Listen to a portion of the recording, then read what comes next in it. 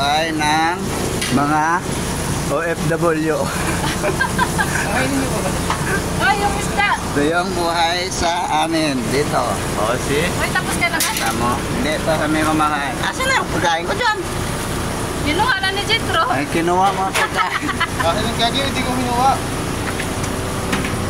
Yung nasa pinggan bin na maliit. Ay, hindi ba?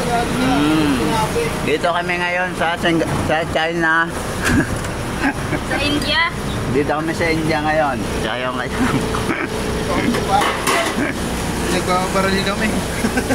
Kaya ganito yung buhay namin dito. Hirap, OFW daw. ang hirap sa OFW kasi kala nyo masarap na ang buhay. Kakain na lang tira. Kakain kami ng mga tira-tira kasi ganun talaga dito sa ibang bansa.